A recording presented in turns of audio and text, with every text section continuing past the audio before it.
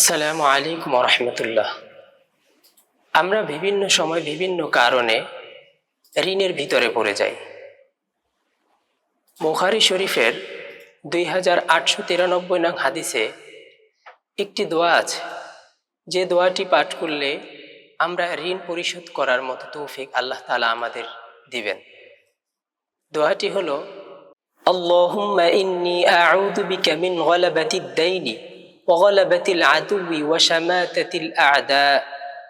আল্লাহুম্মা কফিনি বিহালালিকা আন হারামিকা ওয়া আগনিনি বিফদলিকা আম্মান সিওয়াক। অর্থ, হে আল্লাহ, নিশ্চয়ই আমি আপনার আশ্রয় নিচ্ছি দুশ্চিন্তা ও দুঃখ থেকে, অপরাধগত ও অলসতা থেকে, কৃপণতা ও ভীতুতা থেকে, ঋণের ভার ও মানুষদের দমন পীড়ন থেকে।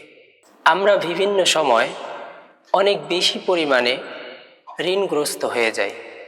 হাদিস শরীফে আছে, পাহাড় পরিমাণ ঋণগ্রস্ত যখন হয়ে যাবে তখন এই দোয়াটি যে পাঠ করবে, আল্লাহুম্মা ফারিজাল হাম্মা ওয়া কাশিফাল গাম্মা ওয়া মুজিবাদ দাওয়াল মুত্তাররাইন রহমানিদ দুনিয়া আল্লাহুম্মা গফির লানা ওয়া লিওয়ালিদাইনা ওয়া'ফু আন্না ওয়ারহামনা ওয়ারহাম নাবিয়্যিনা মুহাম্মদ সাল্লাল্লাহু আলাইহি ওয়াসাল্লাম।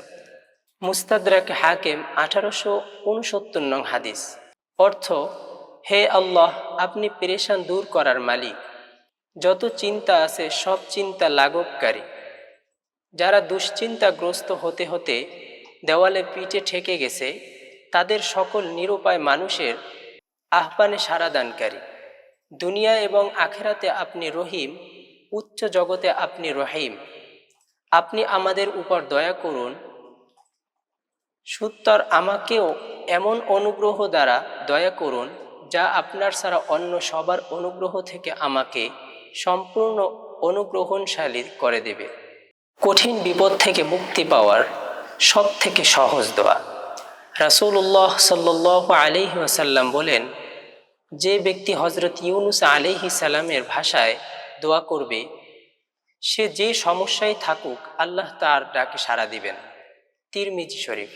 হযরত ইউনুস আলাইহিস সালাম যে দোয়াটি করেছিলেন, লা ইলাহা ইল্লা আনতা সুবহানাকা ইন্নী কুনতু মিনাজ জালিমিন, সূরা আল আম্বিয়া 87 নং আয়াত। অর্থ, আপনি ছাড়া কোনো মাবুদ নেই, আপনি পবিত্র, মহান, আমি তো সীমা লঙ্ঘনকারী।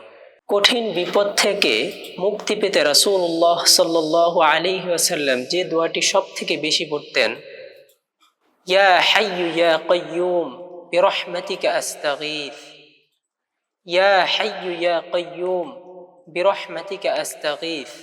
অর্থ, হে চিরঞ্জীব, হে চিরস্থায়ী, আপনার রহমতের মাধ্যমে আপনার নিকটে সাহায্য চাই।